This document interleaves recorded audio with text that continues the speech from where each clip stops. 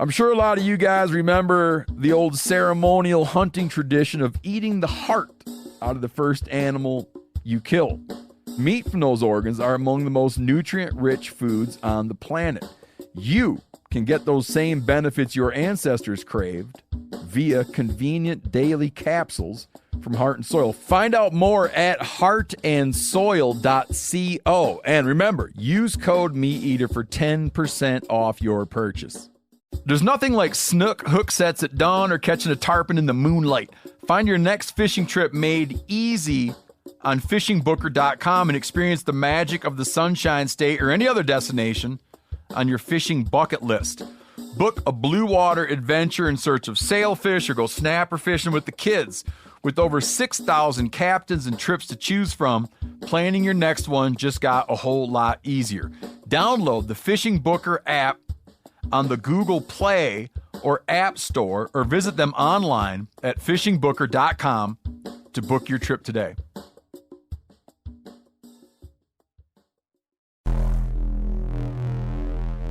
Welcome to the Wired to Hunt podcast, your home for deer hunting news, stories, and strategies. And now, your host, Mark Kenyon. Welcome to the Wired to Hunt podcast. I'm your host, Mark Kenyon. This is episode number 146. Today on the show, we're joined by Mike Beatty, a man who tagged one of the biggest bucks ever killed with a bow. And in addition to the story of that buck, we're also going to be diving deep into how Mike continues to kill big mature bucks to this day.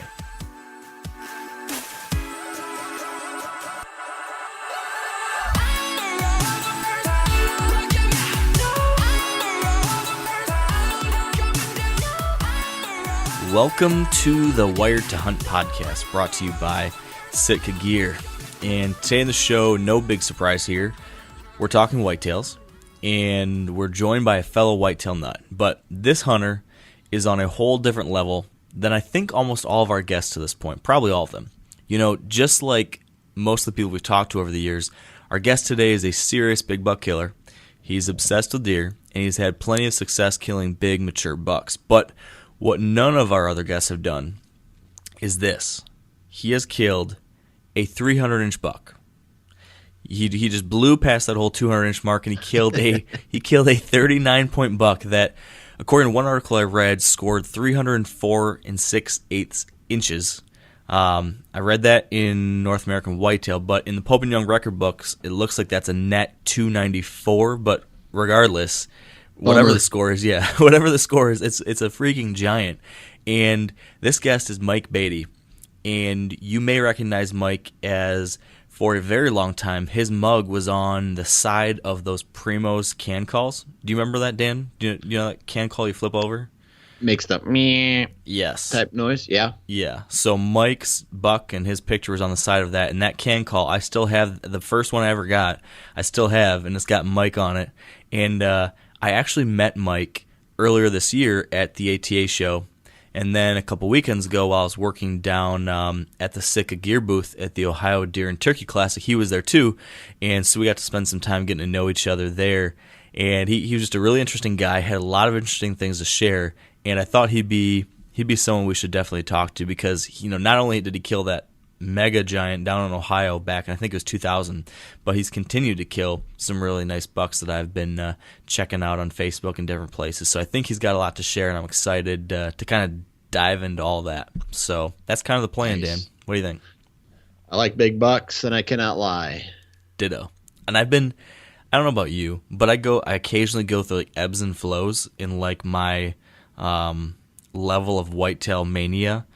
It's basically every single day I'm doing something related to whitetails, but there are certain days when like I'm up all night thinking about it and looking at stuff on my phone and looking at maps. You know, we talk about it all the time. But then there's other days where, you know, I'm thinking about Alaska or I'm thinking about a backpacking trip or something. Right now I'm like in full-blown whitetail mania. I've been studying trail camera pictures again. I have been reading a habitat improvement book that's got me thinking up all sorts of new crazy ideas that I might try to take on this next couple weeks. So I don't know. And shed hunting. There's been all that going on too. So Talked with a buddy today, and even just last weekend he went out and found like 9 sheds. So and then I got a guy who sends me an email and March 26th, which would have been this Sunday, he's got bucks on trail camera still holding both sides. So that old shed hunting stuff, just crazy. Yeah, I think that's what screwed me up this year. Well, a whole bunch of different things possibly could, but I think that these deer, to your point, have been holding a lot later than usual this year. I saw a buck holding both sides just a couple days ago when I was shed hunting here in Michigan, and I worry I might have blasted in after Holyfield too early because I thought, when I saw him early in March, I thought for sure he was going to drop soon, so I came back from that Iowa trip and hit it hard, and I worry that he was still holding, and maybe I pushed him out of the area. So, good chance. Yeah, I'm bummed about that. I was being so patient in January and February, and I thought I was going to wait till I saw him drop on camera, but then, I think we talked about it a little bit. I wasn't getting any pictures of him. I had a couple pictures in January, a couple pictures in early February, and then nothing. So I pulled my cameras at the end of the month, and then I saw him, and then I thought the way he was acting, oh, he's going to drop. And I don't know. I've put on so many miles this year, way more than I ever have in Michigan, and to no avail. So sometimes you get it. Sometimes you hit it right. Sometimes you don't hit it at all. And I don't know, man.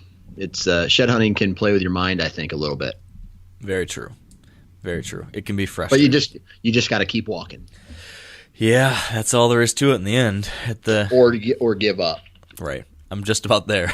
Can I tell you what I've been doing the last few days? I have bench pressing.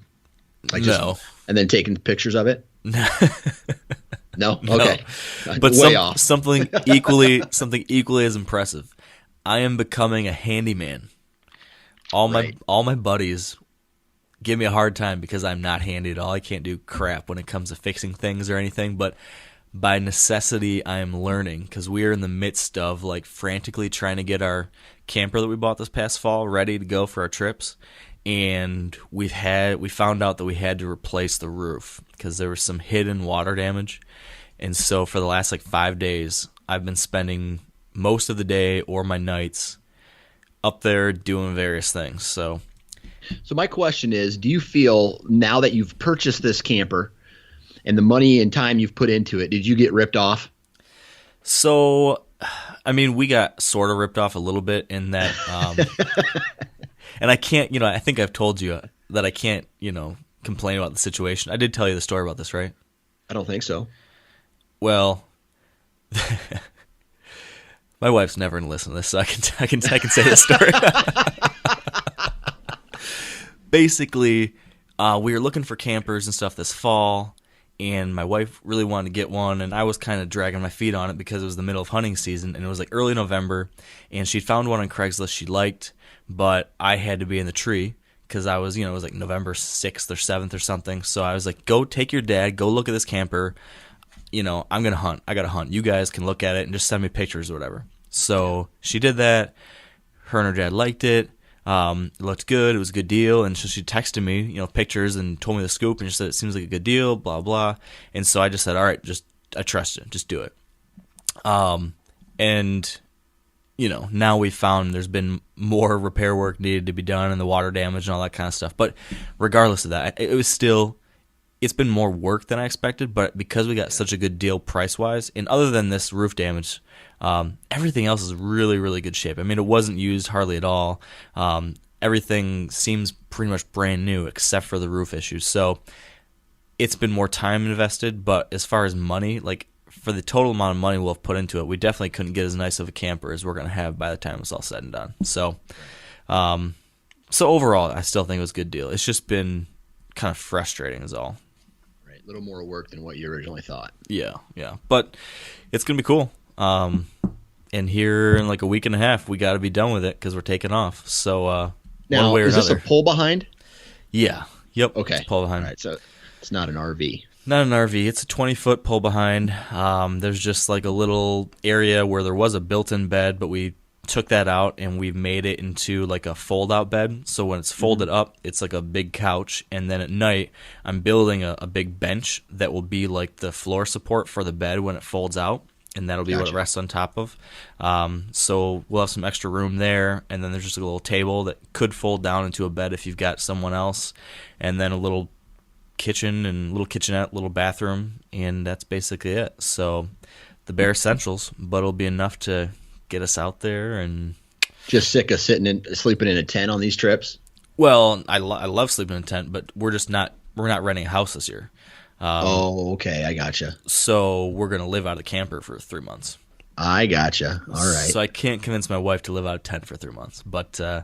Well, there's a guy at a major intersection down by where I go to work at who's been there for over 3 months. He lives under a bridge, but See, he does it. We like the whole vagabonding thing, but not quite at that level. You don't eat rats and pigeons. We're not gonna go that far.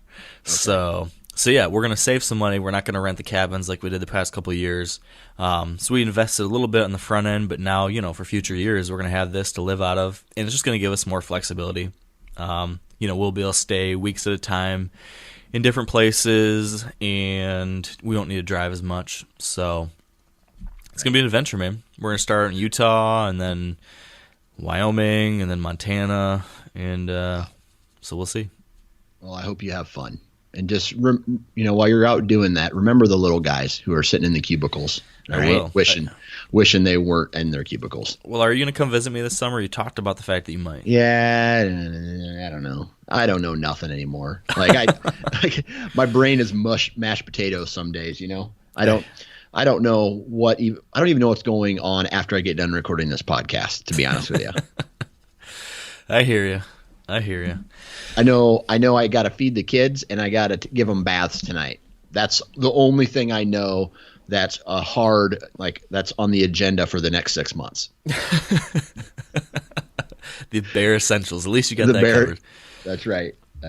Well, like you said, I tweeted out a question the other night and said, what's your number one hunting goal for 2017? And you're like, I can't remember exactly, but it's just something along the lines of figure out how not to piss off my wife so that I can hunt. That's fact. It was to hunt as efficient as possible yes. while not pissing off my wife. Yeah. That's right. Exactly. So as long as you've got that part figured out.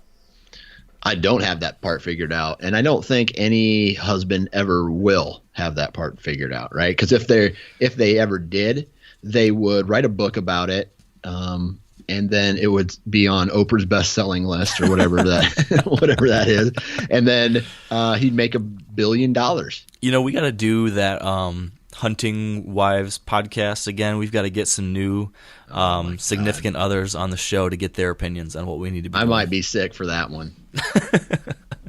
You're never going to let your wife on here, are you? Well, I might someday, but I might have to be really drunk. I really want to make that happen. Right? I would love that episode so much. Right? It would be 1 hour of us arguing. You wouldn't even say any words. Just pure gold, as far as I'm concerned. Right. Oh, man. Okay. Well, we got to wrap this one up and get our guest on the line. So we're gonna give Mike a call. But first, let's take a break for our Sitka story. All right, so our Sitka story today comes from Dylan Lenz, a guy who lives and hunts in Wisconsin and films for the Breaking Point TV. And Dylan's story today is one that actually doesn't have an ending. It's a story that hopefully we'll be able to share an ending to later this fall. There's this just absolutely stud buck out there we've been watching, and we actually started calling him the narwhal. Not sure exactly why, but he's just a stud buck, huge tines. Really unique, and he stands out from the herd. You'll be watching 30 deer out in this marsh 300, 400 yards out, and you can tell it's him. And he has the body, the stature, and just a giant frame on him. And all the deer will be coming in, and he gets smart. We'll have anywhere from 10 to 15 does come straight into the blind. And this past year, I thought we were going to seal the deal on him. He stopped about 100 yards out. 8 does came straight into the blind. He stopped 100 yards out, just surveyed the entire area, wanted to make sure something was right. He was the only deer that broke off from the pack, circled in 3 feet of snow to get downwind of us and busted us. And that's happened 2-3 times now with him over the last 2 years. So going into 2017, we're really going to be hoping that he made it and that we can get a an opportunity on him and hopefully outwin him this year, because at this point it's almost personal, and it's really fun to actually play chess with a deer of that caliber. It seems like, almost, because it seems like he's always one step ahead of us. So this is going to be the year that really tests us to try and get ahead of him. So what are those moments like when every single time you see him, he ends up outsmarting you and circling downwind? It really, it's just a kick in the stomach, really. I mean, it just leaves you feeling so defeated. But at the same time, it just instills that hope of, man, next time we're going to get him, Yeah, definitely. So how many nights of sleep do you think you're going to lose between now and then while dreaming about that deer? The narwhal keeps me up already. I can only say it's going to continue throughout the year, and I just can't wait to get back out there after him this year. That's awesome. All right, this was a Sitka story. And if you'd like to create a Sitka story of your own this coming season, you can visit sitkagear.com. And now, let's get back to the show and give Mike Beatty a call. All right, with us now on the line is Mike Beatty. Welcome to the show, Mike. Yeah, glad to be here. Thanks for having me. Absolutely. You caught me and Dan off guard just a second ago before we started recording, because you said, "Oh, Dan, I'm sorry for your loss." And we're both like, "What loss?" But you were calling him out on shipwreck. That was good. It's always nice when someone knows how to rag on Dan. I enjoy those types of guests. I'm used to it. You know it's all in good fun, Dan. I know it is. So, hey, you got to be able to take and give shit in life. So right on. Very true. So Mike, I very briefly introduced you to our audience before you got on here with us, but can you just tell us a little bit about yourself, maybe how you got into whitetail hunting and what kind of stuff you're up to these days? Sure. Well, it kind of all stems from, the family life you're raised in. My dad was a Korean War veteran and deacon on a church board, and mom a Sunday school teacher, so had a pretty strict upbringing. And my brother-in-law kind of took me under his wing, and I started hunting at a pretty early age, just tagging along with him basically at about 8 years old. And we would go, groundhog hunting, squirrel hunting, a lot of small game. And then, back then you couldn't really get your hunting license in the state of Pennsylvania until you were age 12. I'm not really sure if it's that way anymore. You know how they try and get youngsters involved now at an earlier age. So I kind of cut my teeth on PA deer, trying to provide meat for the family, filling up that freezer. Right out of high school, I joined the military and left and kind of traveled the world a little bit and started out at Wright Pat Air Force Base here in Greene County, Ohio. And then I short order after that, I received PCS orders to go to the Philippines. So I met a girl here, a local girl, and we ended up getting married before I left. And she went over to the Philippines with me, where we had our first son, Andrew. And he's actually, the one that helped me find the baby buck whenever all that went down. But anyhow, we left the Philippines after Mount Pinatubo blew up, and we kind of had to evac out of there, traveled on to Lower Island in the Philippines, and then off, further on to the state side, where I was able to get back to. I was offered the opportunity to go back to Wright Pat and be stationed there, at Wright Patterson Air Force Base here in Ohio. So it was good to get back home to her family and where she's from. And that's kind of where we settled down. And then we, had our next child, Brittany. So we have two. And I've been here ever since, and then just started really focusing in on hunting here in Ohio quite a bit once I got back, because one, I was craving it so bad because over in the Philippines I couldn't hunt.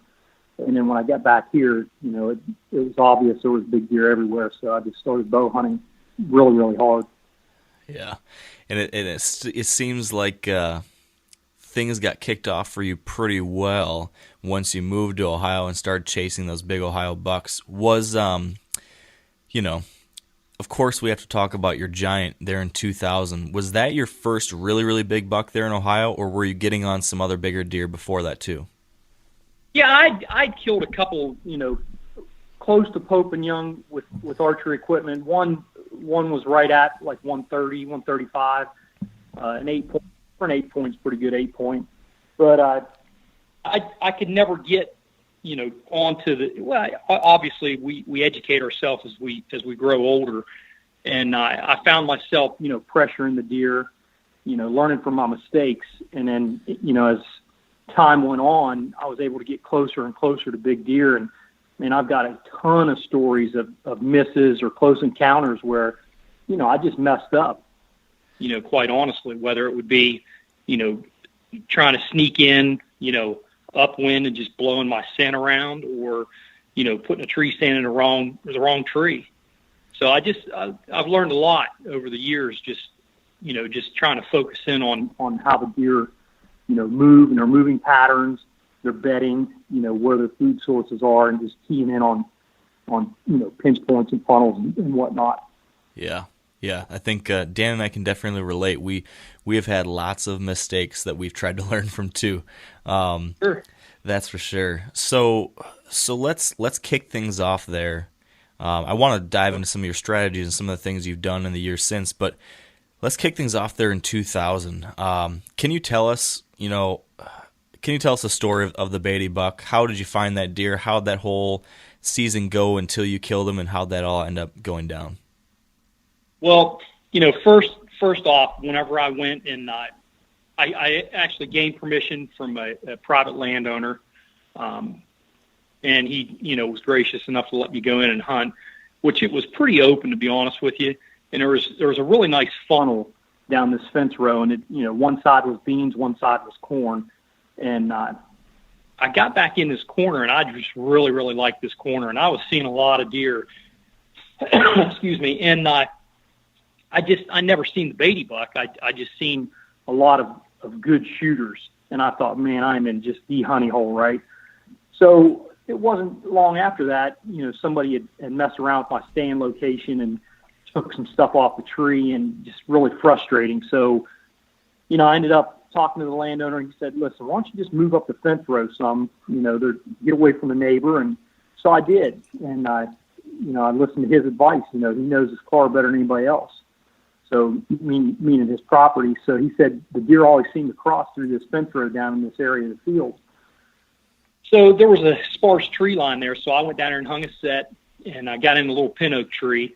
And I was only probably 15 or 16 feet off the ground. It wasn't very high because it wasn't a very mature tree, heavy enough to hold a set, But so anyhow, I had been scouting that area. And me and my son would go out, and we would just sit on this knob at a distance, and we would just scout these fence rows and fields. And, man, you would see just some of the nicest deer and just the big white racks, So I was trying to figure out how I could get in on this one particular 8 point is what I was chasing. And looking back now that I've been around quite a few deer at these shows, I would say that he was probably 150, maybe 160-ish 8 point. Wow. He had actually came in to the stand location that night, and I almost got a shot at him. And another 2 steps, and I would have flung an arrow at him, So, what time of year was that? That was we've been scouting early season, and then I hunted pretty hard the first month. I was 29 days straight hunting the same couple sets, which now we all know is probably not the best choice, but. The actual night of the evening of the harvest for the Beatty buck was November 8th, 2000. So basically what happened is I didn't really want to go out that night just because I've been kind of burning myself out, plus, a lot of labor on the wife trying to pick up the kids from the sitter and all that stuff. Yeah. So I was like, man, I just won't go tonight. Well, it started drizzling rain that day at work. I was like, man, this is perfect. Like, it was real calm, and I was just like, you just know the feeling when, you should be in the woods. You know what I mean? Mm-hmm. So the front was coming in. And I got home. I didn't tell my wife I wanted to go, but I got home, and bless her heart, she had a note laying on a table, on a kitchen table. It said, hey, go ahead and go hunting. I know it's going to be a good night. I'll get the kids. Don't worry about it. That's awesome. Shoot, you ain't got to tell me twice. It's time for dinner. So I took off and I went. Well, I pulled up into to the back side of the property, and I pull up this fence row, and there's kind of like a big V on this knob of this hill where the farmers can't plant because it's kind of too steep. So I look down the backside where I normally park. I look to my left, and there's the edge of the cornfield, and the grass has grown up, and it's kind of overgrown, briars and stuff.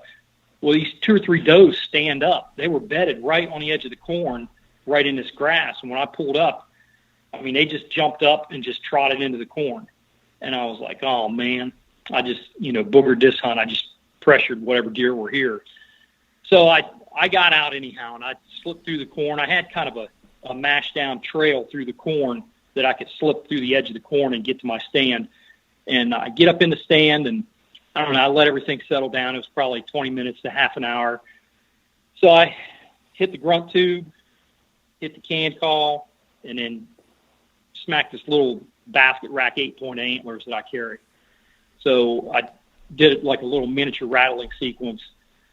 And I waited, hung the antlers up, and I just sat there and just waiting. I look over my left shoulder, and there's a deer standing there working a scrape.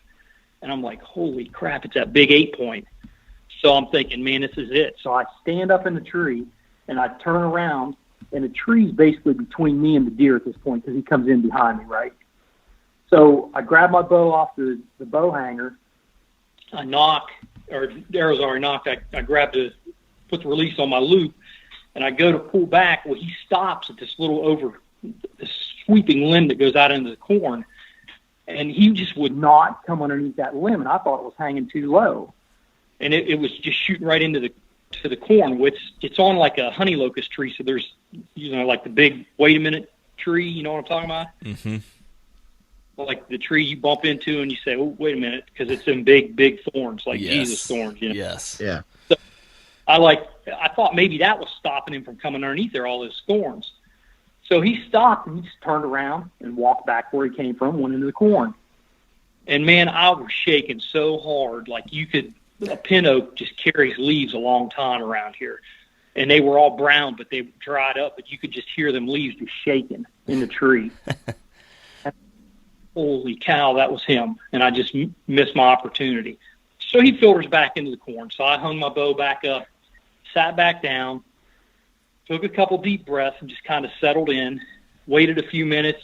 And it once again, it was probably, 15, 20 minutes later, I picked up the grunt tube can, hit them again 3 times, hit both of them 3 times, like alternating. And then I took the low 8-point and smacked it together again and rattled a little bit and hung it back up. I look over, at the time I was turning around a little bit to my right towards the corn. So I look over my right shoulder this time, and I see a deer standing in that scrape again. But he's got his head up in a lick branch. So he's got his head up working a lick branch, and I thought it was the 8-point. Well, here it was Beatty buck, but I still didn't know what he was. I just knew he was big. So he turns, and he starts walking down the fence row, and he gets, at that time I'm grabbing my bow, and I'm keeping the tree between basically his face and mine. So I'm just trying to keep something between us. And the whole time, as soon as I seen he was a shooter, I just started looking at his body, and I think that's what helped me really hold my composure through the whole event. I just put that tree between his head and mine and watched his body creep in. And when he got to that low sweeping limb, his body posture, you could tell it changed, and his knees buckled in the front like he kneeled down and went underneath that limb. As soon as he went underneath that limb, I was pulling back, so I went to full draw. He comes out from underneath that limb, and he's got his head up in the air. And I never really looked at his snout because I was trying to focus, peep sight pins, vitals. And when I'm looking through all that, I could just tell he was doing something. You know how, when you walk up to somebody that's got a hat on, and you can tell they got a hat on in a logo, but you don't really look at it? Mm-hmm. That's the sensation I had whenever I feel that he was lip curling, like he had his mouth open. I could tell he was doing something, but I really never focused on it. So I'm assuming he was trying to taste the air because I had scent bombs further up the fence row, about 10 or 15 yards up the fence row, in wicks hanging on the fence row. So I'm assuming the wind was hitting right in the face, so he came in from downwind. So I'm assuming that's what he was doing. But anyhow, it kind of all played out pretty quick. But as he's standing there, he's kind of taking like baby steps almost. Like I don't want to say he's prancing, but he was just like pushing his hoofs down. He's just like moving, and he's taking away my shot angle. So now I have no shot. So when he was turning, he was kind of turning to his left, which would have been my right, and I lost the angle going, back through his vitals. So I just picked the spot like right on under his throat patch and tried to look at an angle that would get down into his boiler room. So I put it right underneath his throat patch and just touched one off, and it smacked. And I mean, it's like you hit the side of beef with the Louisville Slugger. It just sounded so loud. And I thought he spun around and took off running. When he ran back through that limb and then through a bunch of other limbs down by that lick branch. And all I could see was Rack running away. And to describe it, it looks like when you're watching a hunting show, it's like watching an elk run away from you in the timber. He was just banging and cracking and hitting limbs as he was running away. So he runs off and he goes, I can see him go out down through the straw about, I don't know, probably about 100 yards, and I've lost him. So I sat back down, sat there and just kind of thought, man, what am I going to do now? I feel like I put a good shot on him. So I tied off my bow, lowered it down, grabbed my pack, packed everything up, got down to the base, undid my safety harness, and got down to the base of the tree, and I just kind of laid up against the tree and then slid down the tree and just sat there. And I was just sitting on my butt, and I was just started praying. I was just like, God, if you just let me find him, I'll be in church on Sunday. Just anything I could say to just make it happen, And man, I was just nauseous because I didn't see him fall. So I get up, I walk, I had enough of the angle of the cornfield, standing corn in front of me, that I knew he couldn't see me. And it had been drizzling rain earlier in the day, so kind of like the field edge was wet, so I could slip around there a little bit and look for sign. So I walk over, and I see where he was standing. You could see his hoof prints, and you could see where he turned like a cutting horse and spun out to run backward, back where he came from. So right in that area, I looked around, and I could see one little white feather, and I'm like, oh, no. I had one of the, at the time it was Matthews had that Z light out, that real light bow they always showed in the advertisements with the balloons and stuff holding it up. So I had a Z light that I bought used off a buddy of mine, and I had to restring it. Well, I had to do everything. It had a brand new setup, right? And the rest I had on it, the arrow was hitting the rest early season, and I fletched my own arrows and everything. I dipped them in white and had white feathers so I could see the flight of the arrow, because that was kind of before like lighted nocks and all that stuff was out, right? So I seen that white feather laying there, and when I was trying to sight the bow in earlier and get it all tuned up earlier in the season, I kept hitting the rest, and it would slice one of the white feathers off, the cock feather. It would slice it off, and the arrow would twirl, and I'd miss the target.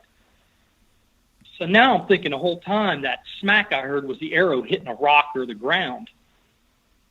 So that's like the first thing that went through my mind, and I'm just like ready to puke, right? Oh, geez. So and then all of a sudden I see this big half moon spray of blood, real dark red blood. So then I just started smiling. I was like, yes, I got an arrow in him. So now I'm just wondering about my shot with that white feather. So I waited until dark, and I started walking the field edge. And it was kind of, when I say a draw, it's like a grown-up pasture in between the cornfield and the hillside, and then another fence row and then beans. So I'm walking down through this grass, and like I'm going like every 10 yards, I'll set an arrow. Then I'll, go another 10 yards, stick an arrow in the ground where I find blood. And then if I started running out of blood, I would stop, and I would just go little circles and just keep bigger circles till I find the blood again, right? So, because now it's dark, because I can't really see a long way and see landmarks where he went. So I got out to about, I would do like, 4 arrows, lay my bow down, go get all my arrows, pick them all back up, do it again. So I basically had my bow, quiver full of arrows, my backpack, and a light. So I'm heading down through this draw, and I get down to the end of the draw. Well, that's probably about, I would guess, probably 200, 250 yards. and there's a fence rail, a high tensile fence. Well, I get down to this high tensile fence, and I hear a deer blow at me. And I'm like, oh, no, that's him. So I got all this standing corn around, right? So I'm like, I can't push this deer. It's him. Because, the worst thing can happen is a combine find him. So I stuck an arrow. I just knocked it right on the high tensile fence and just left it there. Packed up all my stuff, went all the way back to the truck, and drove home. So it's about 20 minutes to the house. So I get to the house. I go in. I call every person I know. And I'm like, man, I just shot a big deer. How big is he? I don't know. I can't tell you. He's just huge. Well, what's huge? Big. Because, from Pennsylvania, being from Pennsylvania and cutting my teeth on, a little bit smaller sized deer that, that's basically grown up on acorns and bark or whatever, browse. I was kind of ignorant to what a big deer is or what a true Boone and Crockett sized deer is. So I never really went to shows. I just deer shows so much. I just pretty much hunted for meat and, filled tags. So I get home and I started talking to all my buddies and what was sad was every friend was just, go get him. He's dead. The next one would be like, oh man, I'd wait. Next one would be like, go get him. He's dead. And I mean, if I'd have known you got your opinion. So I'm just like, man, I don't know what to do. So literally I sat up all night on my couch in our family room watching ESPN reruns. And I'm sitting there watching ESPN, and it just lets loose. It starts raining. So I open the garage door and look out the street light, and it is just pouring buckets.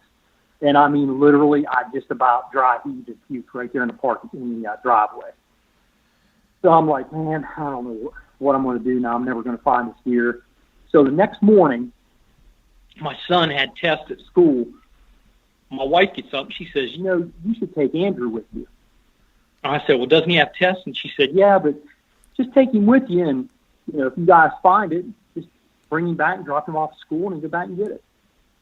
And I said, okay. So we took the four-wheeler and him, and I went across this field with him. And about halfway across, I kind of knew where I needed to go. And I could see the high tensile fence, and I could see with binoculars, I could see my white fletching hanging on the fence, so I knew kind of where I was at. I'm looking in that direction, just past the fence, like he hopped the fence and died, or up on the hill where the deer blew. And my son's like, Dad, and he's like pulling on my shirt tail, and I'm like, yeah. He goes, he's right there. And I got down on his level, and I could, because he was just a little guy then, I could see across the field, and I could see up in this creek bottom. He was laying right there. So, little Andrew was just my best buddy at that point, man. We took off running, and we get over there, and this deer had jumped the fence. He was 29 paces from where I knocked the arrow because I paced it off while he was counting antlers. Wow. So I walked from the fence over to the deer. It was 29 paces. And I said, how many has he got, buddy? And he said, 41. I said, what? I said, dude, you ain't going to pass your test today. And he started laughing. Oh, Dad, 41. Well, in Pennsylvania, a lot of guys will probably tell you back in the day, if you can hang a wedding band on it, it counts as a point. Well, he was counting everything you could hang a ring on. And there was 41, points on it, but there wasn't that many scoreable points, But, man, what an adventure with him, Oh, wow. What was that feeling like when you actually saw him? I mean, before this, you had just thought he was a big buck, but when you walk up on him and he's, this unworldly, monstrous buck, what was that moment like? Well, it was funny because where he died, he looked like he had run into like this. You know how farmers will cut down trees in their pasture woods and they'll like stack it up against a tree. Well, he fell into one of those and knocked one of the pieces of wood off, and it was wedged in between his rack in the tips of his tines in the back, and he had his head like upside down, like his bottom of his chin was facing towards the sky. So I was trying to get this.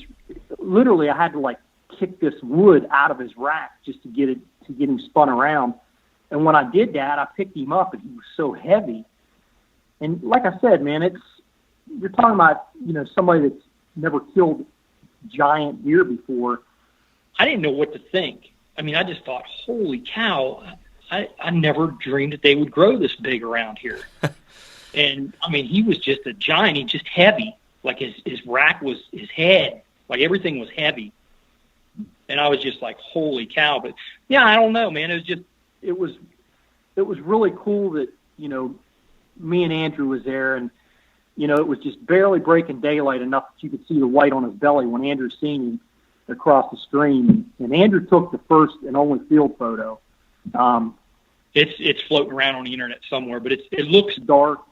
I mean, back then, it's like cameras aren't what they are today, and it just looked like a dark picture. And man, just all kind of rumors started flying then. But I mean, it was just, it is what it is. It's overcast and in the woods. But yeah, it was just a really good feeling. Obviously, that I just arrowed the biggest deer in my life. But at that point, I still had no idea what I had. I walked straight over to the truck, got the four-wheeler, come over, loaded him up, got him back to the truck, got everything loaded. And it just so happens that the Division of Wildlife is a check-in station back when we had to put metal tags on our deer. Well, it was on the way home. Their district office is right here in Xenia. So I just swung in there and asked them if they could come out and tag this deer. Well, it was funny. The guy that worked there at the time, his name was Dan also, he went out with a clipboard, and he said, how many points is it? He come out from behind the counter, and I said, I'm not really sure, but I think it's 38. And he said, what? And I said, yeah.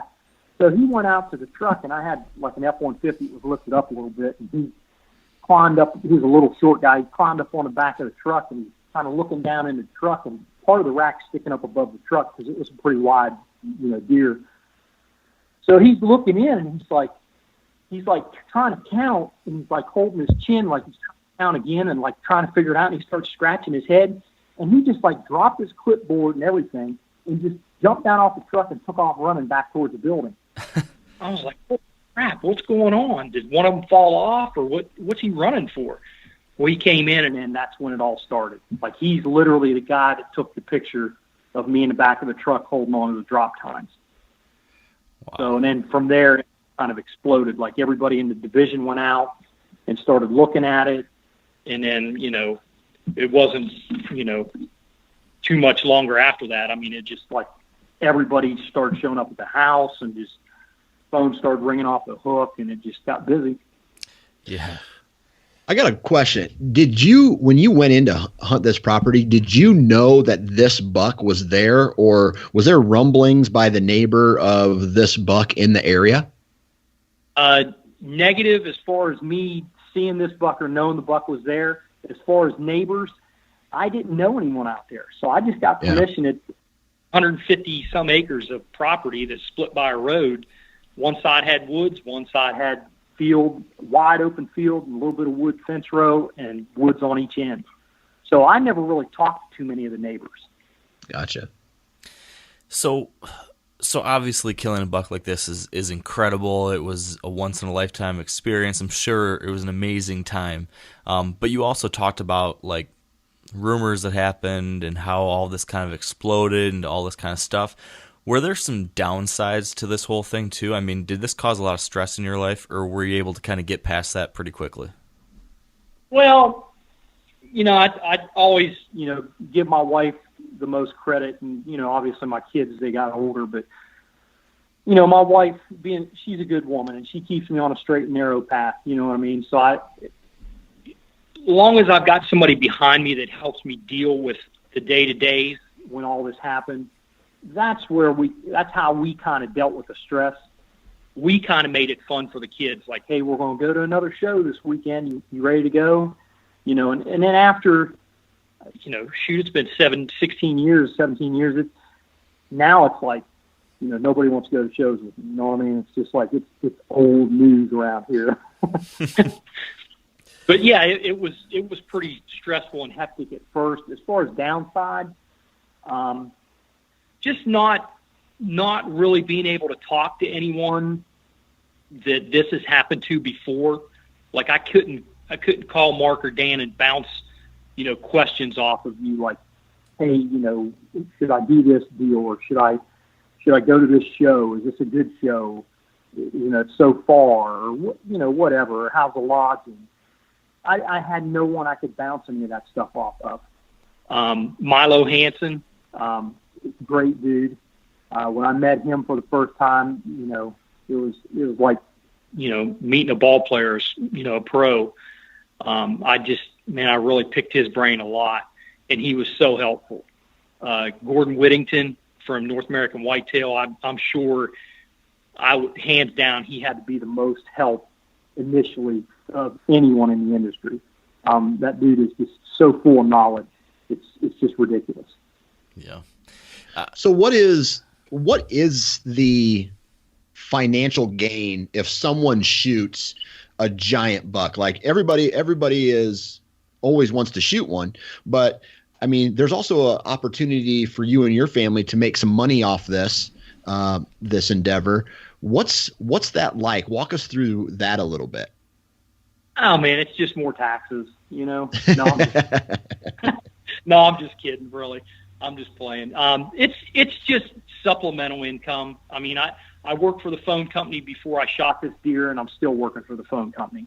So right. And willing to take that next step and jump off the ship of, for me, responsibility with my family and holding down a full-time job with benefits to be a provider and giver to them. Unless you're willing to, like, if you're a single guy, you probably could have went and made a career out of, hunting shows or having your own show, having your own podcast now. I mean, technology's changed, but it's always changing. But I don't know. It's tough because I never really wanted to, like, what happens if Dan shoots shipwreck and it scores 404, or 307? Then what happens to Mike Beatty trying to provide for his family and his wife and kids? So that always lingered in the back of my mind. Like I really need to watch and really tiptoe what I'm doing, try not to paint myself into a corner, so to speak, and just be a little bit more, responsible, I guess. I guess what I was asking was you were getting paid to take him to shows and showcase this buck to crowds of people, right? Sure. Okay. All right, cool. Yeah, no. And you basically at that point, if it's an attraction, it's a draw for the public, right? So at that That's point, right. Yeah. For a promoter would contact me and they would say, look, we'd love to have you as a draw for our show.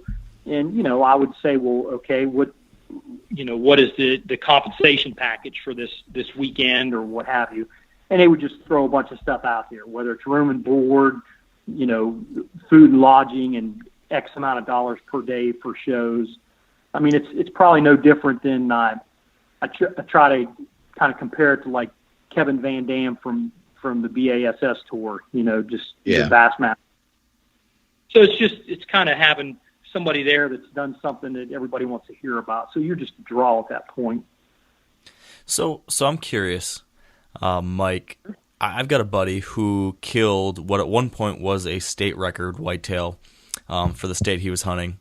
And he, very shortly after killing that buck, just like your deer, it gained a lot of notoriety, a lot of people talking about it, and it ended up negatively impacting his hunting because people found out where he killed that buck, and everybody wanted to hunt there, and so there was all these other people kind of flocking in his spots. Have you experienced anything like that, whether it be right after you killed the giant or in the years since? Do you have an issue with people always trying to get in on your stuff or losing your hunting ground or anything like that? Yeah. Oh, yeah. I mean, it's still happening to this day. Sam Kalor is still trying to hunt in my backyard. You know what I'm saying? Yeah. I'm just kidding. Yeah, it still happens to this day. I'll find properties, and it's kind of sad in a way because I get it. People want to hunt deer, and some people know that where the deer was killed. Some people don't. And they just want to hunt. So I don't fault anybody for trying to take up this sport. I mean, we need as many hunters as we can get. The public properties around here are just overrun. I mean, it's kind of like Pennsylvania. It's tough to find a nice secluded spot where it's not pressured. So yeah, that still happens to this day. All right, so we are going to take a very brief break here for our weekly segment with Whitetail Properties. Now let our producer, Spencer Newharth, take it from here. This week with Whitetail Properties, we are joined by Dave Skinner, a land specialist out of Southern Kentucky. And Dave is going to be telling us about affordable habitat improvement. The biggest thing, buy a chainsaw, and or if you already own one, put it to use. Timber stand improvement is a great way to improve habitat, and it'll pay you dividends from the timber value that is increased by going in and removing those inferior trees. Reducing the canopy increases the sunlight to the forest floor, which naturally grows cover that also equals food. And the big thing is right now, do it now before spring green up, so that you're going to get a flush of growth this summer and spring as things are growing. If you'd like to learn more and to see the properties that Dave currently has listed for sale, visit whitetailproperties.com/Skinner. That's SKINNER. And finally, we've got another quick update from our partners at Huntera Maps about the recently launched Huntera mobile map. Here's Huntera founder Ben Harshine with more details about their new digital offering. Well, the mobile map has 3 important features to it. And the first one is that you can drop pins for any points of interest. The most common ways you would use this would be marking all of your stands, trail cameras, blinds, scrapes, rubs, any of those points of interest.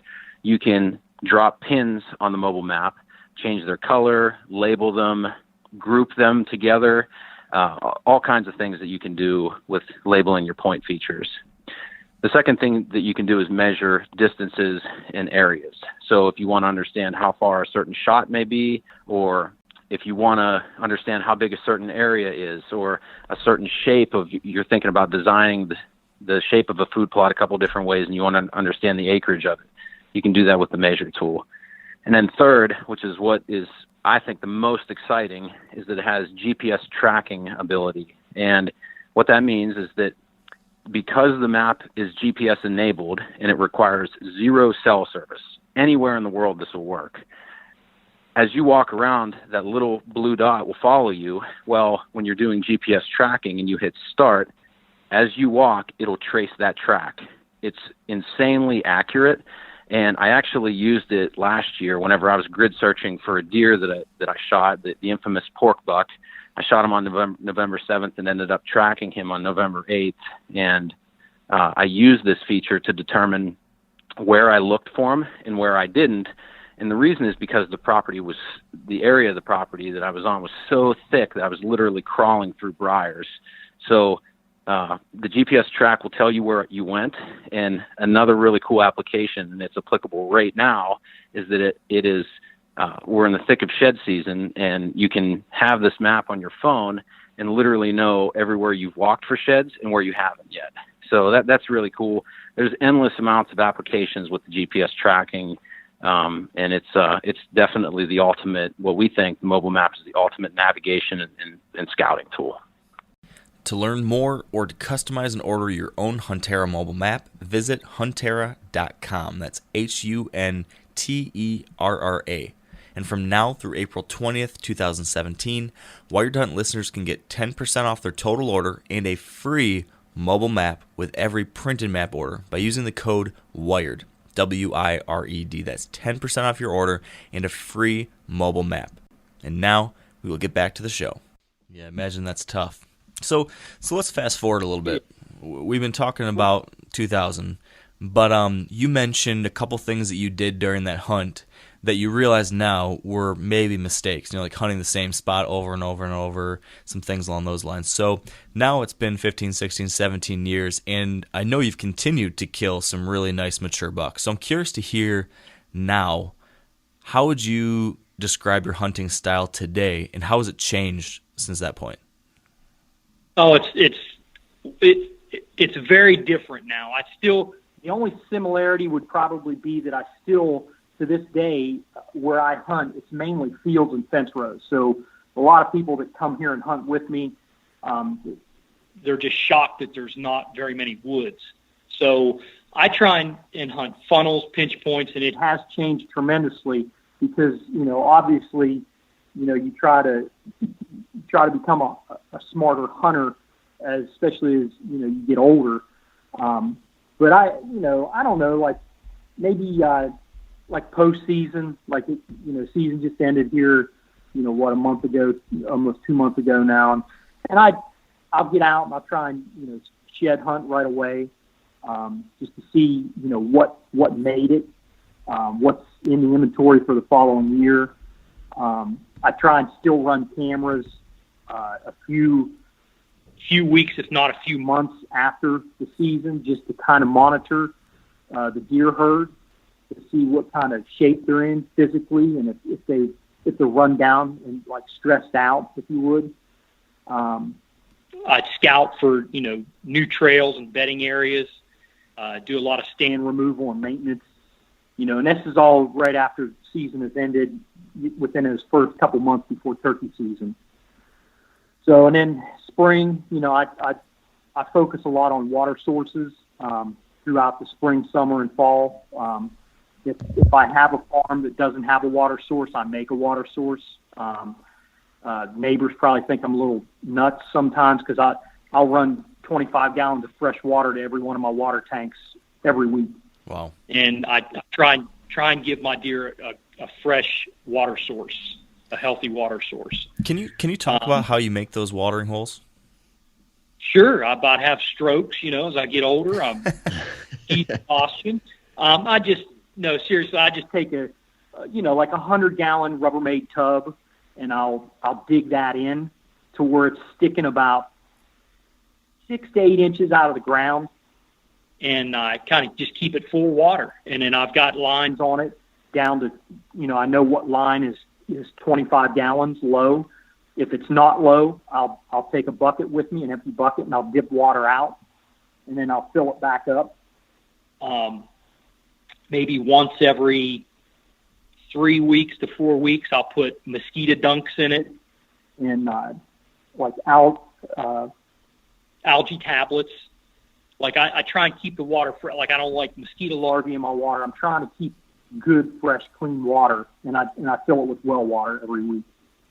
So are you doing this primarily just as something to, help provide a healthier environment for the local deer, and you're just hoping deer are going to stay in that general area more so because of it? Or is it like these are specifically placed near stand setups because you're hoping to catch a deer coming in to drink there when you're hunting? A little bit of both.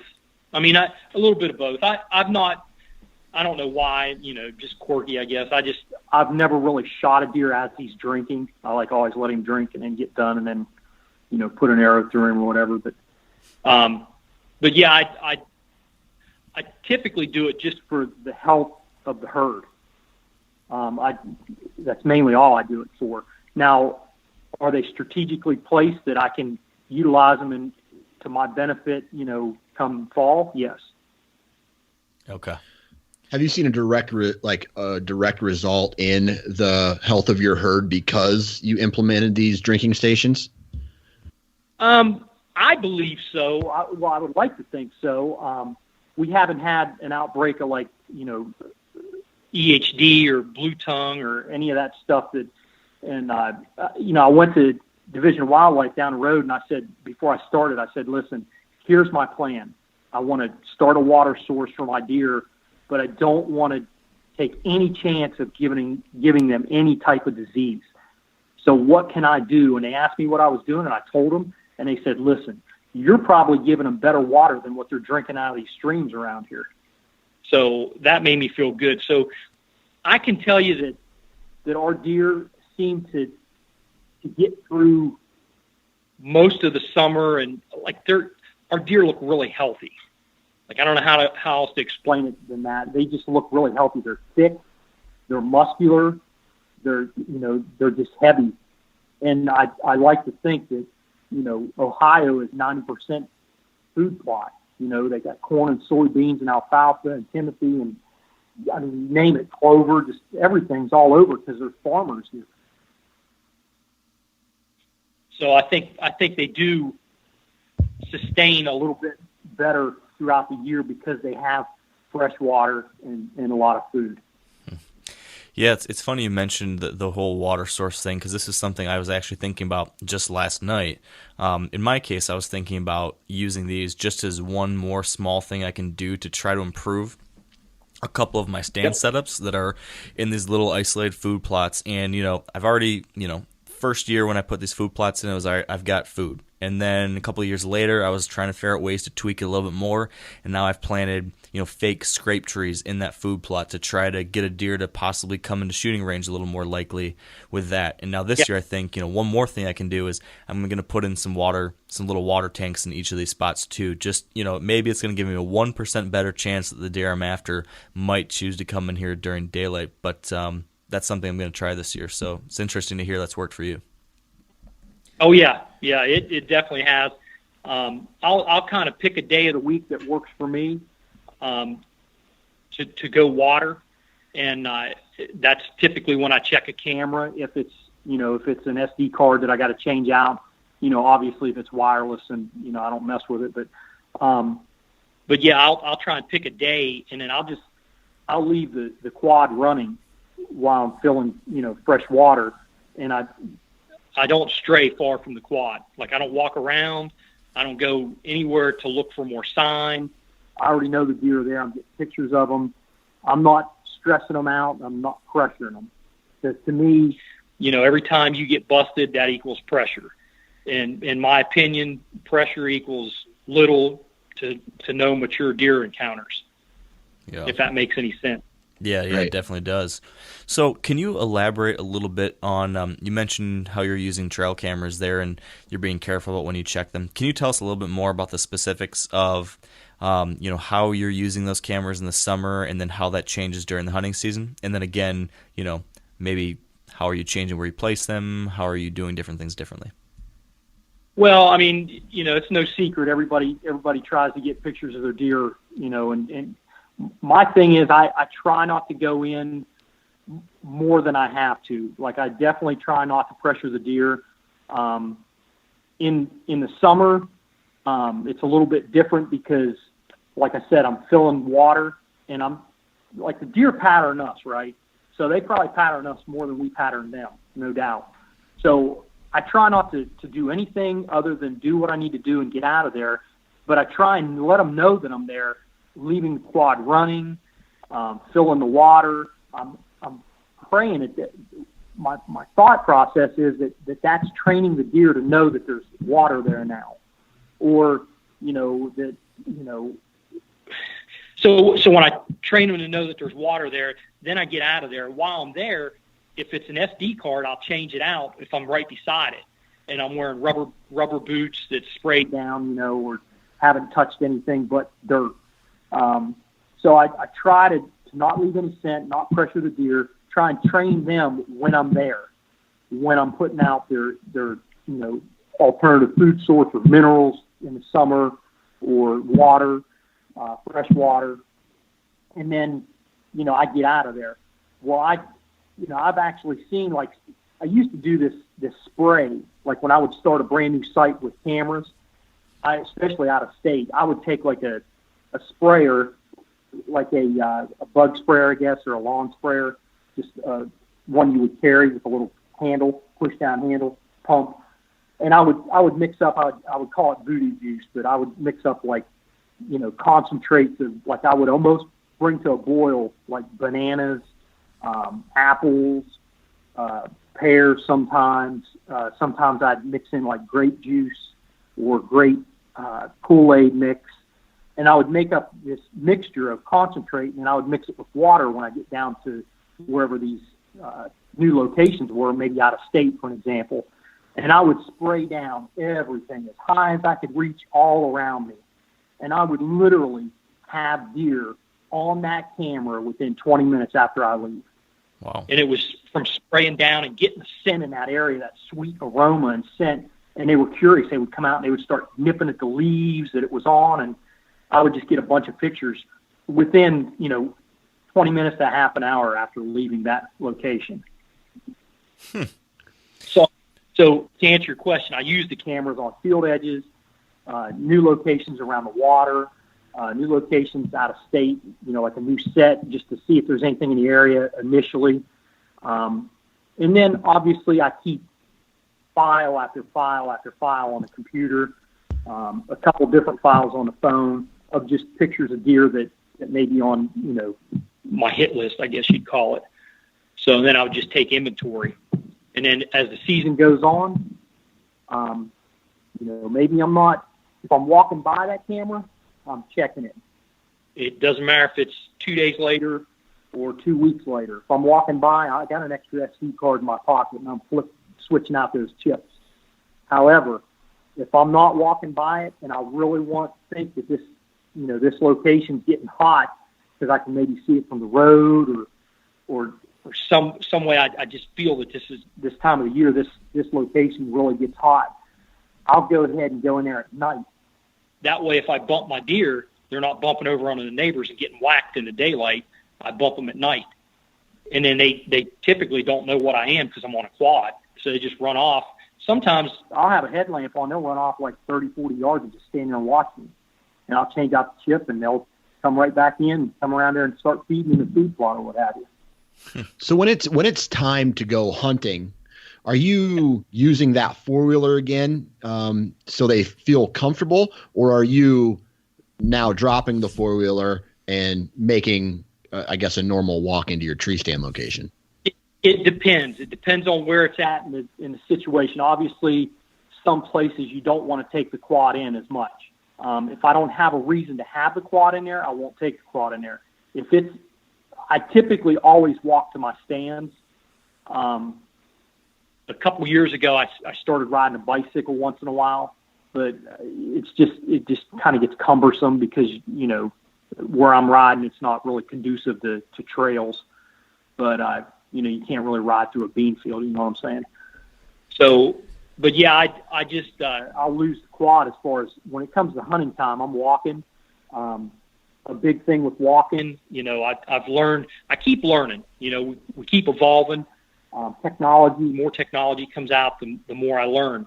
I know you guys are familiar with Sitka Gear. Some of their stuff, I layer now. So I'm a big fan of layering now. And I've learned that through working with the guys from Sitka. So as the season goes on, I'm carrying more and more layers in my pack. And my big thing is when I'm walking in and I tell you I'm walking and not using the quad anymore, I'm not getting all, what I call skunked up. I'm not getting all sweaty, stinky from walking and sweating because I'm walking in thin layers. And then as the temperatures drop or the evening gets here and the sun goes down, I just throw another jacket on or a vest or the jacket, whatever I have in my pack. Speaking of access, you mentioned that a lot of the spots you hunt are big fields and fence rows and stuff like that. So I'm curious, how do you handle access to those types of locations? Because, I imagine in a lot of those situations it's kind of tough to get in there without having to walk across a field sometimes, whether it be in the morning or in the evenings after you hunt. How do you deal with getting good access and exit strategies in those kind of wide open environments without blowing everything out every time you go in and out?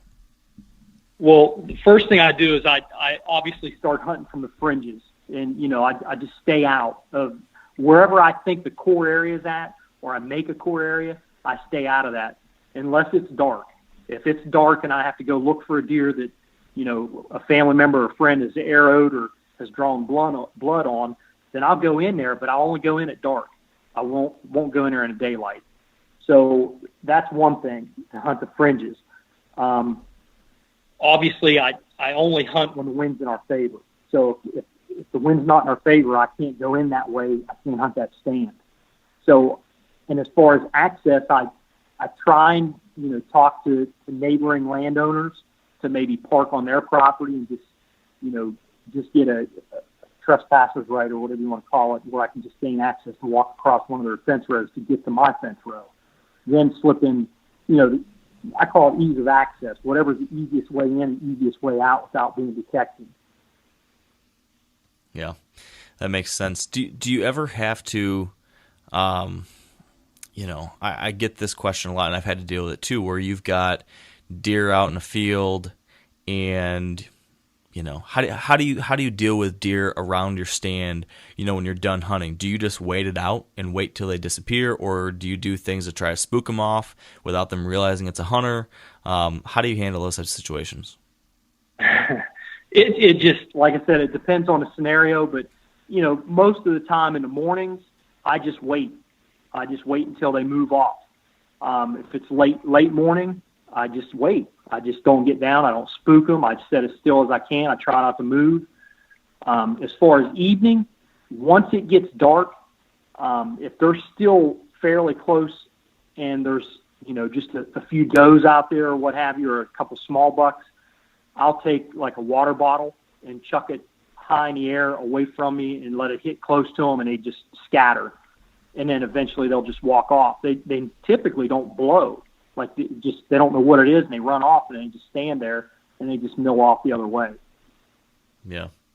Yeah, that seems like the ideal is to get them to move off without them realizing that there's some type of danger close by. But, Sometimes that's easier said than done. I've had a few times where I've tried things like that, throwing things or making a coyote howl, and you occasionally get those deer that just get curious, and then they just hang out and keep looking around, and that can end up being a long night. I've set an hour past dark before waiting, and they just threw a water bottle, and they still don't leave, and I'm still waiting. And then, of course. Now you're thirsty. Big Daddy steps out, and, you can't shoot. You can't. All my gear's at the base of the tree already lowered down. I just can't move. So I still sit there. My wife will be texting me, phone's blowing up. Unfortunately, you just got to sit. Yeah. Speaking of Big Daddy or the big buck, what kind of goals do you have now, Mike? Because you've killed, probably most likely the biggest buck of your life. So now when you're hunting, is it you're just looking for a certain size or age of a deer, or do you hunt for a specific buck, or what's your thought process there now? I kind of change it up. I mean, you got to make it interesting for yourself. You can't, get away from that. And I haven't at this point. I always look for an older deer. I mean, I'm not, I don't have, the acreage that some hunters have where I can let a deer grow to 6-7 years old. I just don't have that. I try and take inventory of the deer herd, and I typically try to go for the biggest buck. But if that bigger buck is only 3.5 and the older buck's 4.5, or vice versa, the bigger buck's 4.5 and the older buck's 5.5, I'll let the bigger buck go to shoot the older buck in most cases, because I want them to get as mature as possible. I had both instances this year, and I let the deer walk. He was 5.5. At 4.5, he was an 8-point with one drop tine. It was about 2 inches long. At 5.5, he was an 8-point with 4 drop tines, so a 12-point. And all 4 drop tines were, the longest one was like 3, and the other ones were like 2 and 1 inch. And I didn't want to shoot him. I had him at one of my water tanks for an hour in front of me and videoed the whole thing, and I just did not shoot him because I wanted to see what he would be next year. If he went from 1 drop tine to 4 drop tines, I thought, holy cow, what's he going to be next year with, 5 or 6 inch drop tines? He's going to be a stud, just something to really write about. Wow. And unfortunately, the neighbor shot him. So, that's how it goes, isn't it? Yeah. Yeah. Yeah, sometimes. So in a situation like that, though, let's hypothetically say that the buck didn't get killed by a neighbor. You got pictures of him maybe after the season, and now he's the deer that you really want this coming season. What would your, I know you've described kind of some generic things when it comes to scouting, but what would your hunting season strategy look like if you're going into the 2017 year, it's opening day, and that buck is alive? How would your season kind of progress? How would you be thinking about things if you were after one deer like that? I would say I would probably still hunt the fringes. Before season come in, I would absolutely be scouting from a distance and just gathering as much intel as possible. Where the deer's coming out, what field, what corner of the field, what was the wind like, what time of the day was it, and so on. So I would be gathering intel, and I actually carry like a little, I don't want to say a diary, but just like a little notebook, and I'll flip through and I'll just start writing down like the date, time, what deer encounters I had, and I do that typically every season. It just stays in my pack. So I would do that first, and then, second, obviously I would be making sure my trail cameras, if I'm picking them up on one particular farm, I'm starting to shy away from checking that trail camera once a week, unless, once again, I have to refill the water tank. If he's coming to the water tank and he's drinking that fresh water, I am not changing any tactics. I'm staying on that water once a week, checking the camera, and then, I may end up having someone come in, fill the water that day when season comes in, and I slip off the quad and up into the tree watch running, and then he takes off and leaves. I've done that before. Yeah. So, I mean, it just really depends on the situation, but yeah, I targeted, not this past season, but season before, I actually targeted about 160 some odd inch 10 point, and I knew where that deer was living. I knew where he was sleeping, all from a distance, didn't really pressure him.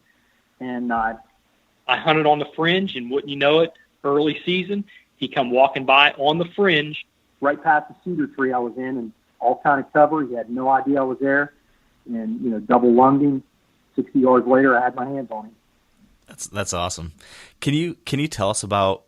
You mentioned you're in a cedar tree.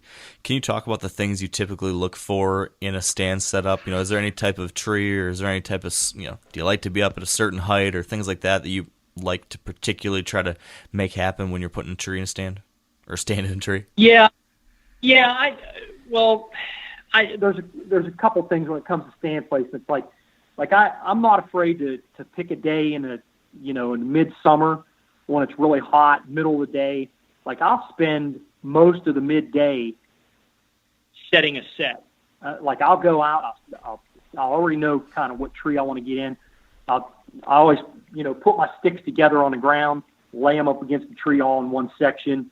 I'll take a ratchet strap around the tree and ratchet it down, then put the strap on for the climbing sticks, and cinch it down tight, and then pop the ratchet strap, and man, that thing's really cinched down tight against the tree. It's no loosey-goosey stuff, right?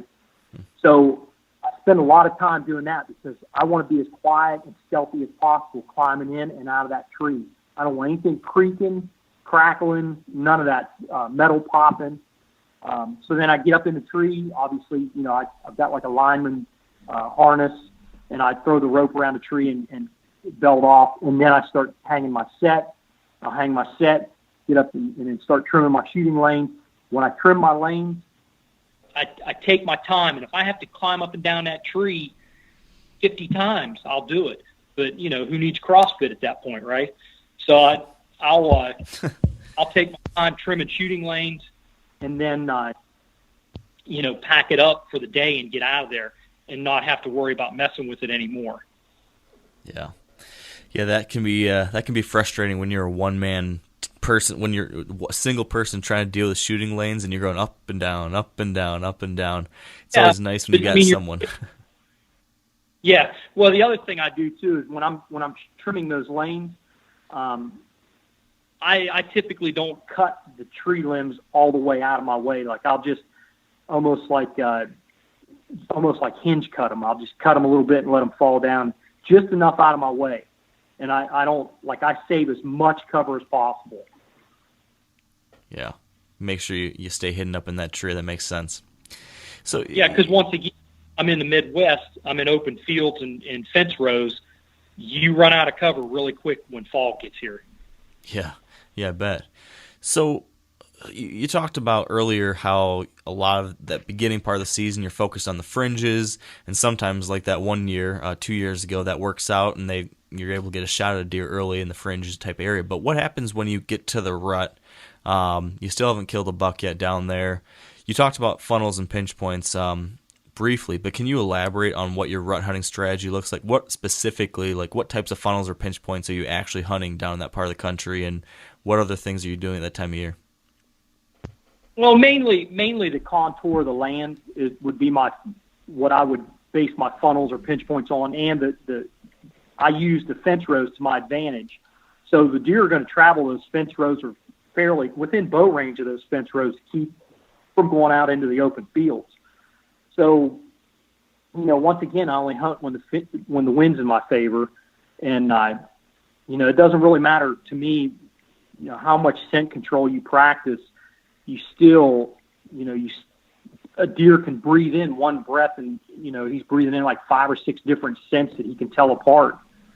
So I'm practicing good scent control, just making sure that I'm in an area that the wind is in my favor the best. And then as far as I use cover scents, like during the rut and even preseason. Like if a deer's going to smell me, I would rather them smell something else that gets their mind off of me and my scents. Even though I practice good scent control, we were talking earlier about, layering. Like I learned so much on, I was telling you, I don't know, a couple of weeks ago at that show I seen you at about an Alaska trip. I dumbfounded by how merino wool worked with scent control. So now I apply merino wool to my base layer, my skin layer, and I'll take like 2 sets and I rotate them every hunt. And then every 2 weeks I wash them in non-scent soap and air dry them and start the process all over again. So I'm really trying to practice good scent control by using that merino wool as my base layer, right? So then I get in, well, what if the deer can't smell something that's not quite right? I don't want it to be my smell, so I try and mask that smell. So I'll use a cover scent, and I'll use a cover scent like coon urine. So raccoons are from coast to coast. They're everywhere, right? So everywhere a whitetail's at, you see a raccoon. So I'll use raccoon urine, and I call it like 3 points of contact. So I'll put a spray at my feet level, at my waist level, and then above my head if I stand up in a tree. So, but I put the raccoon urine on the actual tree. I never spray it on my person because I don't want to contaminate my clothes at that point. You know what I'm saying? So I'll use cover scents. And then when it comes time for rut, I'll use lure scents, what I call lure scents. I'll use, like, Sam's got some tremendous urine at Mrs. Doty, the Doe and Heat. I'll use that occasionally on like a drag rag, or I'll use it with scent wicks and place them about 15 feet apart in like a triangular pattern or a square, so where it's blowing like a bigger sheet of scent, if you would, down into like their bedding or up a fence row. And then every once in a while, I've had some luck using the landmine, which is a bottle of urine you just bury. So I've had some luck with that. I killed my 13-point this year off the landmine. So as far as rut tactics, cover scents, lure scents, rattling, I'll do some rattling, calling. I still to this day use the can from Primos. I'll use grunt tube, and try and mimic, a doe and a buck, mating, or their mating calls to each other. As far as rattling, seems like earlier in the season I just kind of tinkle the antlers together and get, a little bit more aggressive as the season goes on and gets into rut. I typically start at the top of the tree with me, like hanging on my pack, and just tinkle them together like right before dark or something. It just, to me, it mimics a couple younger bucks just kind of sparring out there early season, trying to, filter out who's going to be the man. And then, sometimes it'll work where a nice big mature buck will just step out to see what's going on. And then as the season gets closer to rut or in the middle of rut, like I'll tinkle it first in case something's close. And I don't want to spook them off, So if nothing's close in the thickets around me, then I'll start really getting on them with the antlers, and then I'll tie them off to my pull-up rope, prior to rattling. And I'll just lower my pull-up rope down to the ground, and then I just like I'm jigging while I'm fishing, I just pull up and let them fall and let them hit and clash together in the leaves. And, man, that's been a really good tactic for me. I've heard about people doing that, and I've never tried it myself, but it makes sense. I mean, you get that added noise of the leaves and different things like that, and then you got that sound right down there at ear level for deer. That's interesting. Yeah, and when they come in quick, and they come in with their head down, looking down instead of up in my general direction if I'm rattling in a tree. Do you ever use decoys or anything at that time of year? I have, and I have never had any luck in this area with decoys. It kind of turns my deer inside out. I mean, I've tried everything from, different, manufacturers of decoys. I've tried different decoys. I've tried, white, like tissue paper or something, non-scented on the tail to give it a little bit of movement. I mean, I've tried it all, and it just seems like there's always like those one or two mature does that come out there that just go inside out, and they seem to just want to stand there all night and blow out. Yeah. And I'm just like, I'm done. So I typically don't use them any. I tried hard for like 4 or 5 years. I really gave it a valiant effort, and just no luck at all. Yeah, it always does seem like one of those high risk, high reward type things, and I always worry about that risk too. But when it happens, I finally had luck this past year pulling it off. It was pretty cool when it all came together, but there were a whole lot more unsuccessful attempts before that. So I get where you're coming from. Yeah, I mean, and then you see like Stan Potts. He'll sit out there in Iowa or Illinois, and man, them deer will just come in there and they'll get in a bar fight with these decoys. And I'm like, where's the does? Why aren't they blowing out to me? But yeah. Yeah. So Dan, what are you thinking over there? What do you want to know? Well, all this talk's got me getting fired up for this upcoming season, right? So thank you for, after this podcast, I'm going to go, try to have a conversation with my wife about something that's not deer hunting. And in my head, I'm going to be thinking one thing and saying something completely different. Right. Yeah. I guess I do have a question though for you. Sure. That moment you killed that big buck, right, back in 2000 to today, and learning what you've learned, and adjusting your tactics, and you have your own, the path that you take throughout a season, and listening to other guys maybe tell their story or talk to you over the years. Do you think there's one particular thing, and not necessarily one, because I know as bow hunters, we make a lot of mistakes and we have to be able to learn from those mistakes. But do you feel that there is a common mistake the average hunter makes throughout a year that if they just maybe tweaked that one way or the other, they'd be more successful? I would probably have to say probably pressure. I mean, it just seems like over the years, if I haven't learned anything else, it's just pressure. You get into an area where you hunt too much, or you hunt it too hard, and you just pressure the deer in general. The herd, the deer are pressured, and if the deer are pressured and they're not wanting to come out, and they're giving those reactions like they're constantly looking around, and they're not comfy in their comfort zone. I'll never think that a big mature whitetail buck is going to step out there with a deer herd that's kind of uneasy or unsettled. Does that make sense? It does. Yeah. So I would have to say pressure. Pressure can come in a variety of ways, whether it be from, walking in the same trail every time, getting in the tree every day at the same time, getting out at the same time. I mean, I see a lot of deer. Like when I scan the woods before I get out of the tree, like say mid-morning, I'm not literally looking in the field to see if anything can see me. I'm looking in the woods. Like I'm still looking for white patches, some subtle movement, a flicker of a tail.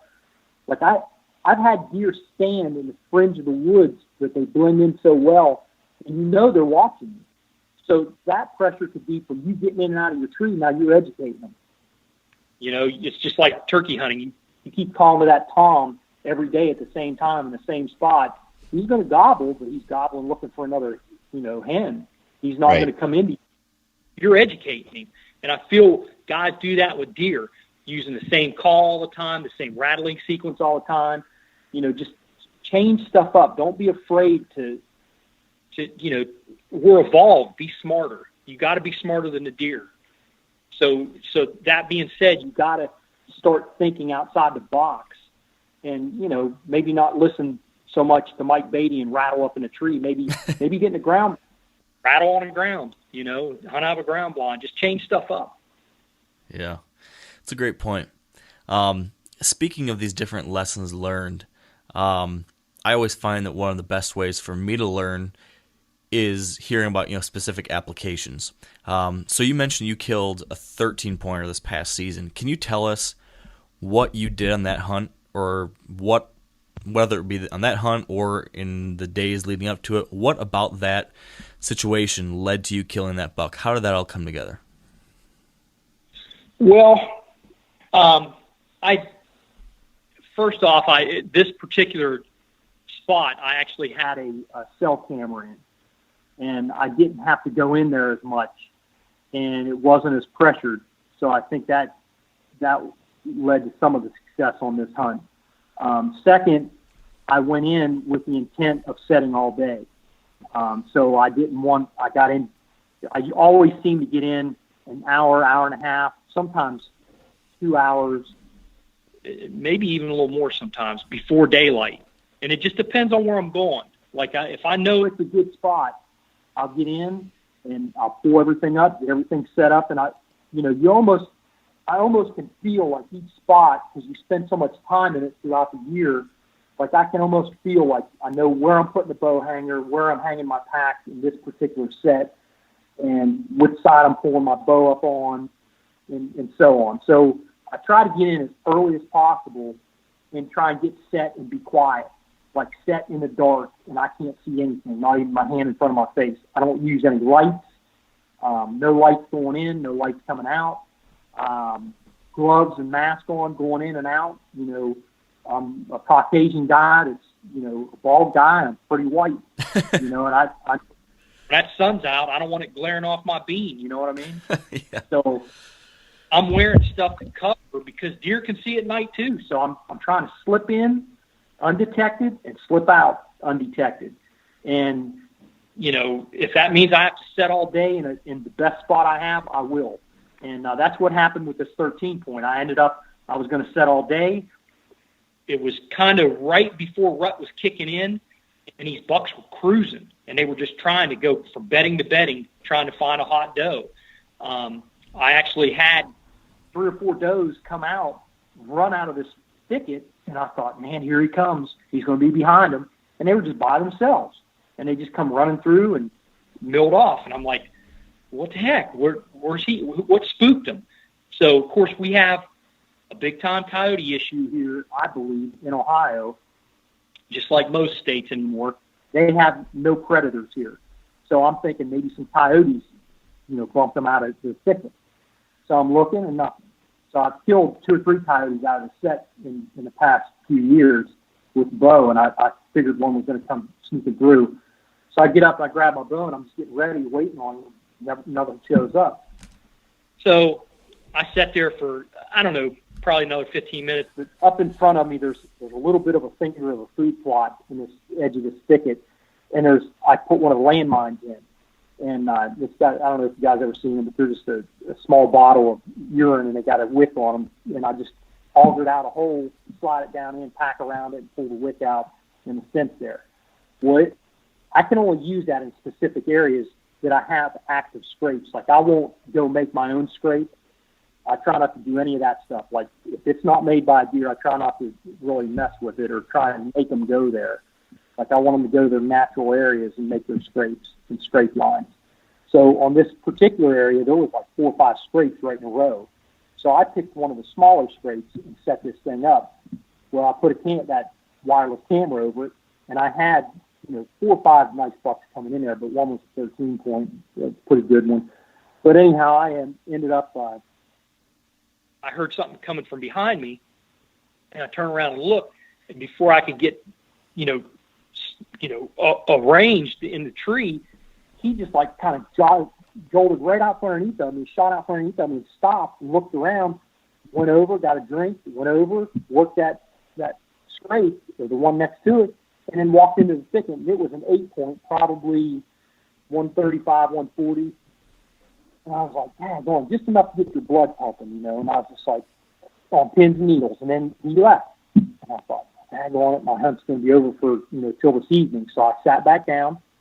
And of course, you got to set. If you're going to set all day, you got to get a comfortable stand. So I had one that had textiline, the cloth seat on it, which were really nice. So I was sitting in this stand, and probably another 5 or 10 minutes went by, and I heard something behind me. It sounded like squirrels playing in the leaves. Before I could even turn around and look, he took off running through the thickest part of the fence row and shot right out from underneath of me, close to where the 8-point came out, and it was at 13-point. And he just stopped right in front of me and like 5 yards and just was looking around into the thicket, like scanning the thicket up into the thicket. And I already had my bow in my hand at that point, and I just was like, man, dude, it's your unlucky day. I mean, he was right there, and he just, he's probably mid-160s. So I just like, boom, he's done. Run about 40. That easy, huh? Well, it was that day, Yeah, for sure. Bad encounters where it wasn't so easy, and I've learned from it. But this year it went off without a hitch pretty easy. It's nice when it all comes together, that's for sure. No doubt. Yeah. So that is a fact. So I feel like there's a ton more we could talk about whitetails, but before we wrap things up, which we need to here pretty quickly, I wanted to make sure we at least heard a little bit about the story you told me this past couple weeks ago. You were telling me about your Alaskan hunt you went on this past year, and it sounded like that was just amazing. Could you tell us a little bit about that hunt and maybe why an Alaskan hunt is something we should all be thinking about someday? Oh, dude, it's like where we were at. It was like God has never let anyone walk up through there before.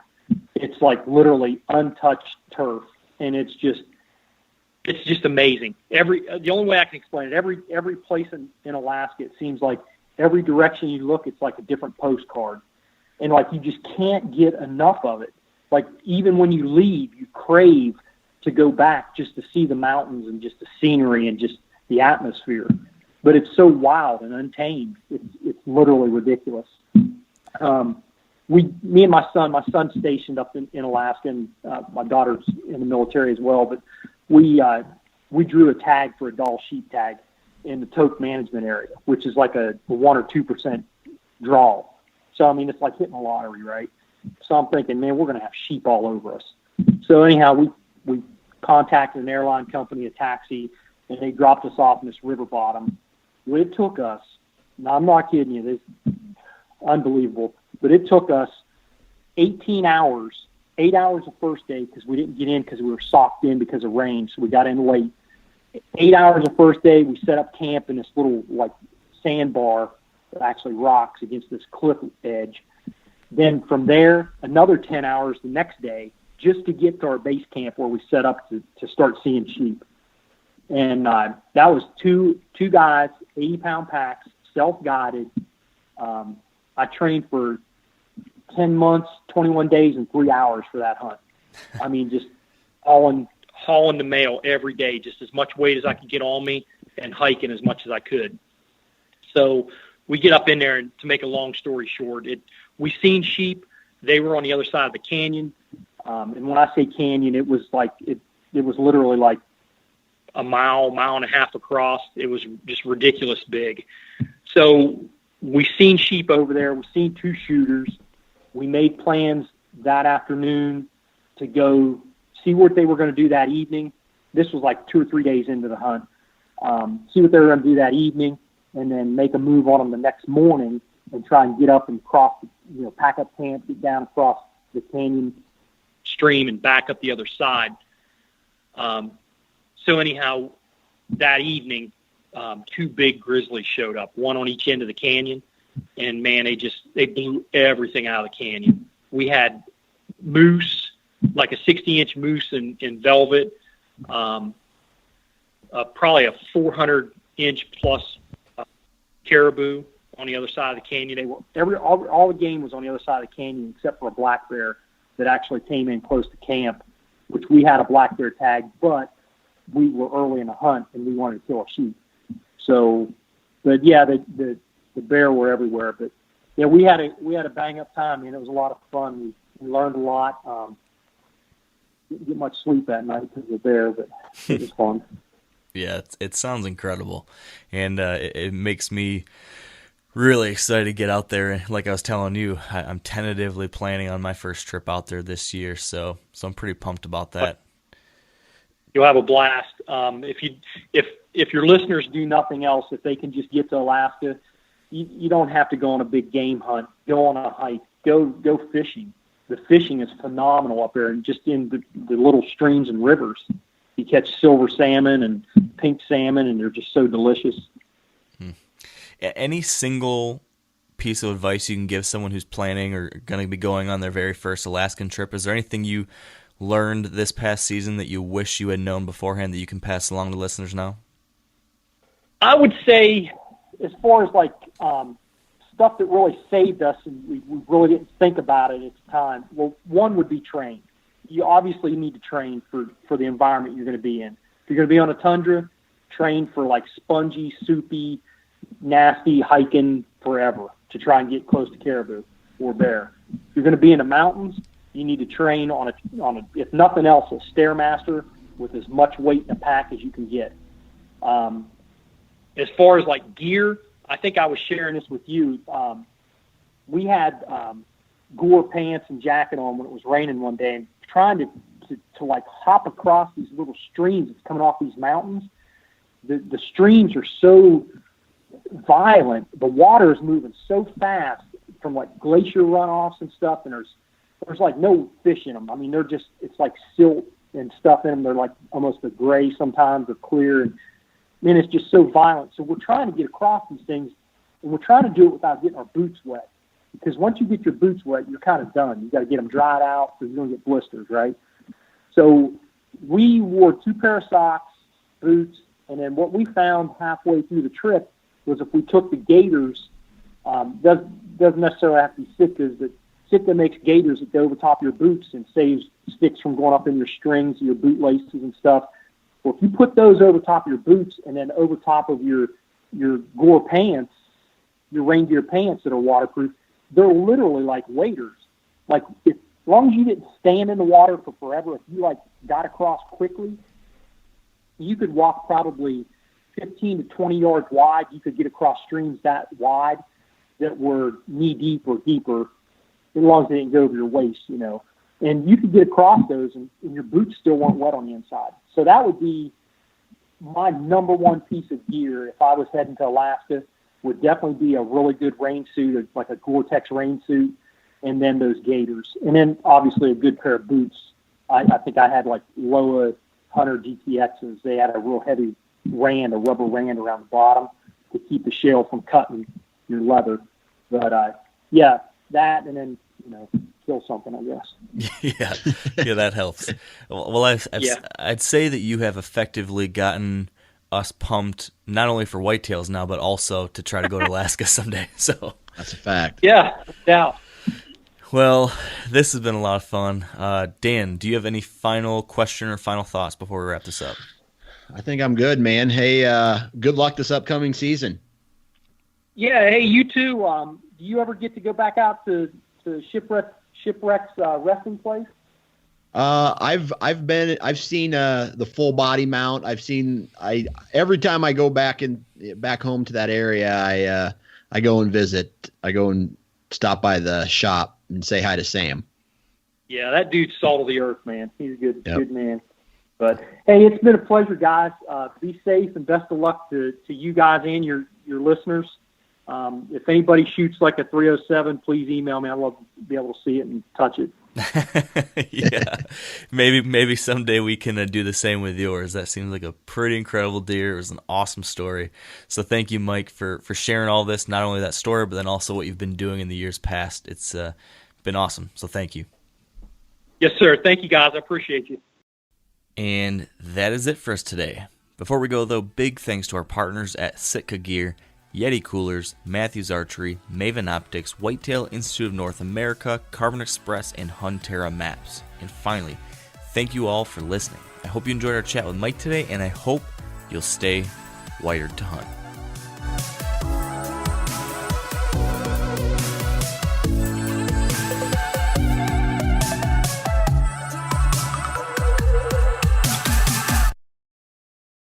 I'm sure a lot of you guys remember the old ceremonial hunting tradition of eating the heart out of the first animal you kill. Meat from those organs are among the most nutrient-rich foods on the planet. You can get those same benefits your ancestors craved via convenient daily capsules from Heart and Soil. Find out more at heartandsoil.co. And remember, use code MeatEater for 10% off your purchase. You ever get that feeling the walls closing in, the concrete jungle suffocating you? You crave some wide open spaces, the chance to connect with nature, maybe in a spot all your own. Well, head over to land.com. They've got ranches, forests, mountains, streams, you name it. Search by acreage. You can search by location. You can search by the kind of hunting and fishing you're dreaming of. Land.com. It is where the adventure begins.